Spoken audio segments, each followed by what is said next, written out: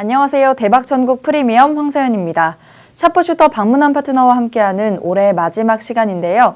오늘은 연말 특집 그 두 번째 이야기 준비해 주셨습니다. 딱 팔고 쉬어야만 하는 시기를 계산하는 법 강의가 이어집니다. 그럼 방문한 파트너의 스페셜 리포트 지금 바로 시작합니다.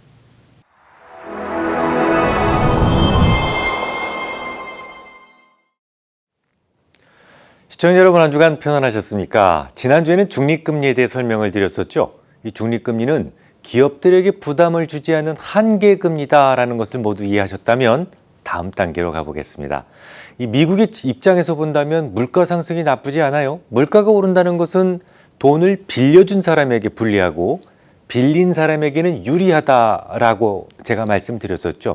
실제로 지난달 미국 CPI가 6.8%였어요. 그런데 무위험 수익률 기준으로, 그러니까 미국 국채 10년물 기준으로 1.5%도 채 되지 않으니까 이런 상황이라면 매년 5% 이상의 부채 탕감을 받고 있다고 봐도 되겠죠.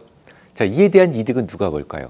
당연히 돈을 빌린 사람, 그러니까 채권 발행자인 미국이 취하게 됩니다. 미국은 정부 부채가 매년 늘어나는 구조인데요. 이 물가 상승분만큼 부채 탕감이 없었다면 아주 오래전에 파산했을 겁니다. 그렇다면 미국은 물가가 더 빨리 오를수록 유리할까요? 꼭 그렇지는 않습니다.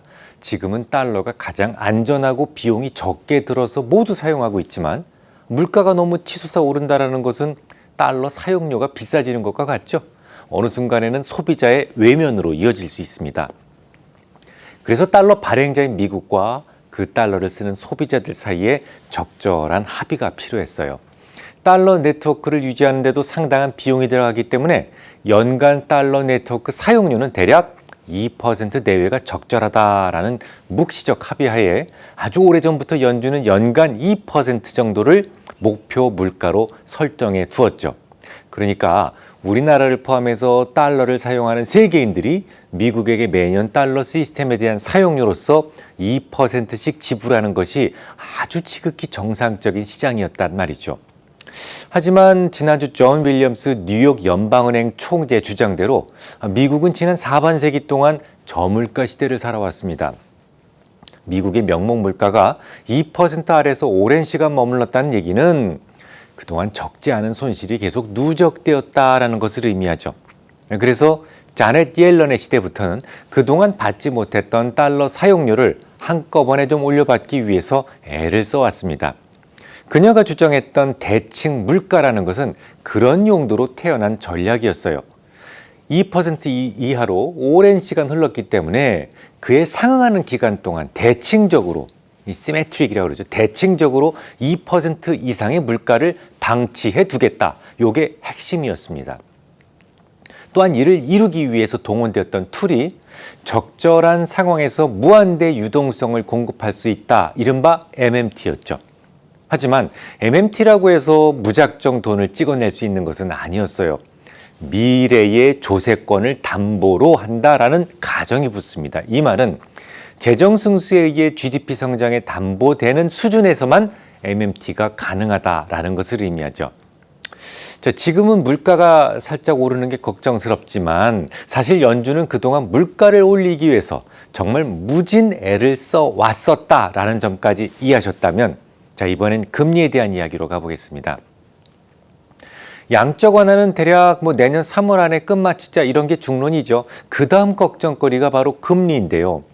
이 대부분 투자자들은 금리를 내년 중에 3차례 정도 인상할 것이다 라고 생각을 합니다. 하지만 제 생각은 달라요. 금리를 내년 말까지도 올리지 못할 것 같습니다. 하지만 언제 올려야 될지 혹은 얼마나 더 올릴지에 대해서는 사실 전 관심조차 없어요. 제가 궁금한 것은 오로지 연준의 기준금리가 언제쯤 중립금리 수준보다 더 높아질 수 있을지 여부입니다. 여러분들은 저인플레 시대에 익숙하시다 하시다 보니까 연준 금리가 조금만 상승해도 큰일 나는 것처럼 생각하실 수 있어요. 하지만 금융위기 직전까지 연준의 기준금리는 5%가 넘었었습니다. 폴 볼커 시절에는 10%가 넘는 금리도 흔히 볼 수 있었죠.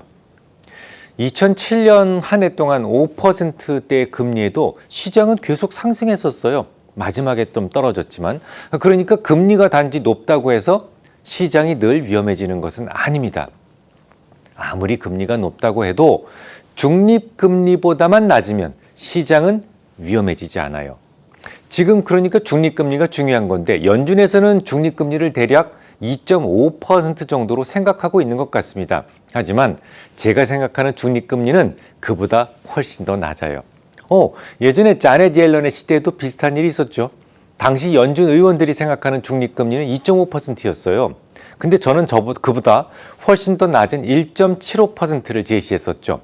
운이 좋게도 당시는 제가 맞았었습니다.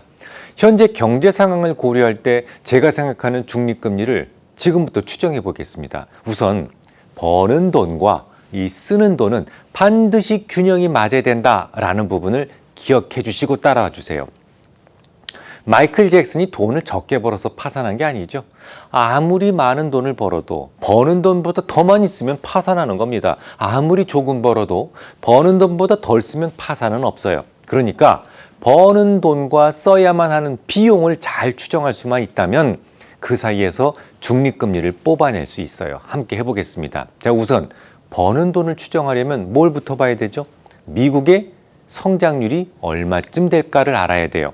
이 성장률에는 여러 가지가 영향을 줍니다. 세율을 높이면 성장률은 떨어져요. 재정을 확장하면 성장률은 높아집니다. 재정은 일반적으로 쓰는 돈에 비해서 더 높은 성장률을 이끌어낼 수 있는데요. 예를 들어서 GDP 대비 1%의 돈을 썼다면 성장률은 1%보다 더 많이 상승할 수 있죠. 이런 것을 재정 승수 효과라고 하는데요. 이 재정 승수에 의해서 전체 성장률이 높아진다면 어느 정도 이자 비용이 커져도 견딜 수 있습니다. 물론 언제나 그런 건 아니죠. 예를 들어서 저 남미의 어떤 불량한 정치인이 포퓰리즘에 빠져서 재정 승수가 없는 표심에만 돈을 쓰려 한다면 재정이 확대돼도 성장률은 정체하거나 혹은 위축될 수도 있어요. 그럼 미국이 앞으로 수입이 얼마나 늘어날지의 여부에 대해서 GDP 성장률을 통해 추정을 해보죠. 요거 물론 추정치입니다. 추정치대로 된다는 가정은 없어요. 지난 21일 우리네 증시가 돌연 급락했던 것도 조 만친 의원이 2조 달러 규모의 인적 인프라 법안에 반대한다라는 성명을 그것도 예고 없이 돌발적으로 발표했기 때문이었잖아요. 조 만친은 기자회견 딱 30분 전에 백악관에 통보를 했고 그 이후 백악관에서는 그의 성명을 저지하기 위해서 총력을 기울였지만 조 만친은 전화조차 받지 않았어요. 언론들은 조 만친의 반역으로 인해서 새로운 재정투자 법안은 이미 사망 선고를 받았다라고 보도하고 있습니다. 심지어 골드만삭스는 조 만친 성명 직후에 내년 1분기 미국의 GDP 성장률 전망치를 기존의 3%에서 2%로 무려 1%포인트나 감소할 것이다라고 추정치를 바꿨죠. 지난주 화요일 조 바이든과 악수까지 하고 조 만친 의원 스스로 제안했던 법안을 아무런 예고도 없이 훌딱 뒤집어 엎을 것이다라는 예측을 여러분 하셨습니까? 저도 못했는데요. 누구도 알 수 없어요. 그 외 수많은 변수들을 모두 정확하게 예측해서 미래의 성장률을 전망하는 것, 시간 낭비입니다. 이런 쓸모없는 일 하지 마세요. 그런 데이터들은 시간이 많이 남아도는 전문 기관들이 추정한 전망치를 그냥 들여다 쓰는 것이 좋습니다. 각 연방은행보다 가장 잘하는 게 따로 있어요. 뉴욕 연방은행에서는 제조업 추세를 가장 잘 전망하는 편이죠. 미국의 경제 성장률에 대해서는 애틀랜타 연방은행이 가장 적중률이 높습니다. 애틀랜타 연은에서는 미국의 올해 4분기 성장률을 8.6%로 전망하고 있습니다. 내년 미국 경제 성장률에 대해서도 7%로 전망하고 있어요. 이에 반해서 연준 전체 의견은 고작 4% 정도로 예상하고 있죠. 다시 강조드립니다만 이건 추정치예요. 조 만친 의원 딱 한 사람의 발언에 의해서 1분기 GDP 성장률이 무려 1%포인트나 내려가지 않습니까? 당장 오미크론 이외의 다른 변이로 인해서 경제가 다시 셧다운될 수도 있고 우크라이나에서 나토와 러시아가 충돌한다는 가정도 전혀 배제할 수 없습니다. 아무튼 우리는 내년 미국이 7% 성장한다고 가정하고 시작하겠습니다. 이건 미국이 벌어들이는 돈의 규모가 올해 대비 내년은 7% 더 많다는 것을 의미하잖아요. 예를 들어 올해 1억 원을 벌었다면 내년에는 1억 700만 원을 벌어들인다는 것을 의미합니다. 자, 그러면 이번에는 쓰는 돈을 한번 추정해 볼까요? 미국 의회 예산처에서는 내년 재정 적자를 GDP 대비 4.5% 정도로 전망하고 있어요. 이것도 원래 정확하게 계산을 하려면 1.07에 0.045를 곱해서 구해야 되는데 그냥 간단하게 산술적으로 450만 원을 더 쓴다라고 가정해 보겠습니다. 그러면 얼마 남죠? 250만 원이 남아돕니다. 이 정도는 추가로 비용이 발생해도 된다는 거예요. 여유가 있다는 겁니다. 자, 추가 비용이라면 금리를 꼽을 수 있겠죠. 10년물 기준으로 대략 2.5% 수준까지는 금리가 상승해도 미국의 커지는 GDP로 인해서 충분히 커버가 가능하다는 얘기죠. 자, 10년물 금리와 연준의 기준금리는 대략 90베이스포인트에서 150베이스포인트 정도 차이가 나죠. 이것도 그냥 쿨하게 100bp 정도로 생각을 해보죠. 그러면 연준의 기준금리는 1.5%를 중립금리로 보면 되는 겁니다. 내년의 기준금리를 대략 4번에서 5번까지 올려도 경제는 크게 고통받지 않는단 말이죠. 하지만 말이죠. 만약에 연준의 예측치대로 미국의 경제 성장률이 4%까지만 성장한다면요. 내년 연말까지 금리를 올릴 수 있을까요? 못 올리죠. 이미 예상되는 재정 적자만 4.5%인데 추가 비용의 여력이 전혀 없어요. 이런 상황에서 만약에 금리를 2% 수준까지 올린다면 추가로 벌어들이는 돈은 400만 원 증가하는데 쓰는 돈은 650만 원 쓴다라고 이해하실 수가 있는 거죠. 미국이 아무리 지금 부자라도 결국 파산하게 됩니다. 물가 때문에 반드시 올려야 된다고요? 금리를 천만의 말씀입니다. 절대 그렇지 않아요. 다시 상기시켜드리죠.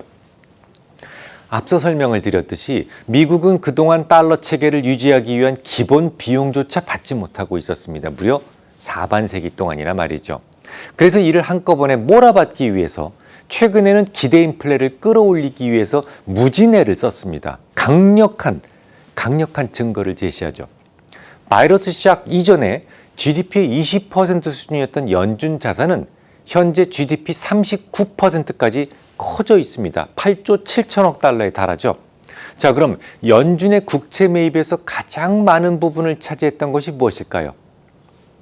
물가 연동 국채였어요. 무려 전체 발행 물량의 40%를 연준이 가져갑니다. 궁금하죠? 왜 하필이면 물가 연동 국채를 집중적으로 매수했을까요? 바로 이게 기대 인플레를 끌어올리자는 속셈이었습니다. 연준이 강하게 물가 연동채를 매수했다는 얘기는 뭡니까? 당연히 물가 연동채의 가치가 높아지겠죠. 따라서 BI가 상승하게 되고 이를 통해 기대 물가를 인위적으로 끌어올릴 수 있어요. 명목 물가에서 기대 인플레를 뺀 것이 실질 금리지 않았습니까? 마이너스 보호를 가진 기대 인플레가 커진다라는 것은 실질 금리를 낮추는 역할도 하게 되죠.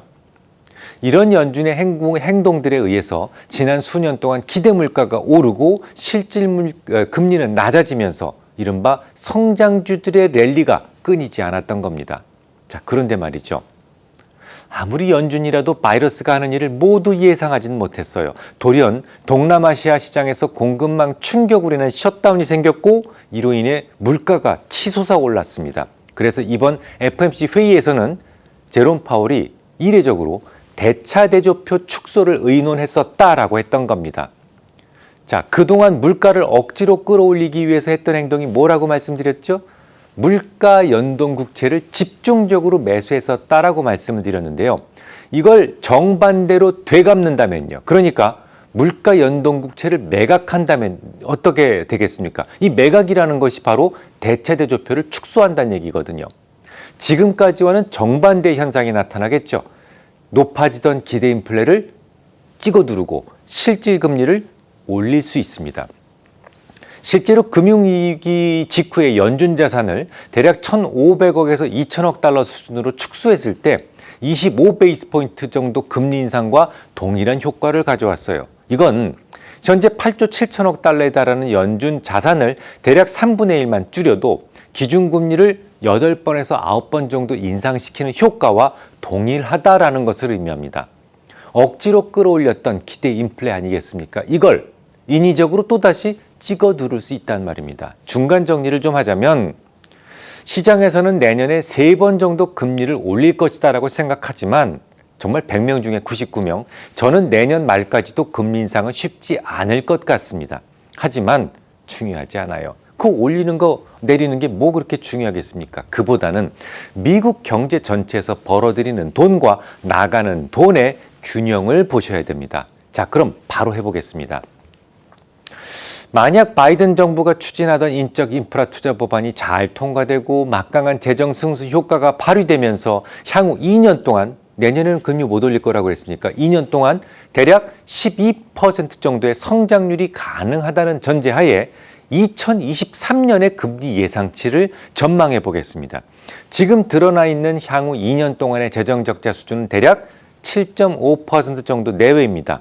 버는 돈은 향후 2년 동안 12% 정도 증가하는데 쓰는 돈은 7.5% 정도 증가한다면 얼마가 남죠?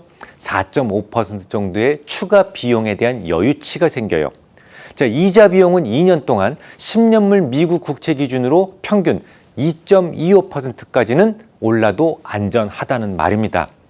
2년물과의 스프레드가 대략 100bp 정도로 계산한다면 향후 2년에 걸쳐서 연준의 기준금리가 1.25%까지 올라가도 그다지 시장은 고통을 느끼지 않는다라고 볼 수 있어요. 1.25%. 이 정도가 제가 추정하는 중립금리입니다. 연준이 2023년부터 대략 4번에서 5번 정도 금리를 올리면 거의 중립금리 수준에 도달하게 된다라고 저는 믿고 있어요. 대개 연준의 금리 인상은 중립금리에 도달하게 되면 한 차례 멈칫하는 경향이 생기게 됩니다. 이유는 중립금리보다 높은 금리는 경제에 악영향을 줄 수 있다라는 것을 연준도 잘 알고 있기 때문이죠. 그래서 제가 쓴 책에는 미국에서 기준금리가 올라가는 시기에 주로 주가가 오른다라는 말씀을 드렸던 거예요. 노파심에 말씀드리지만 연준의 금리 상승이 1.25%에서 멈출 것이다 라는 것은 절대로 아닙니다.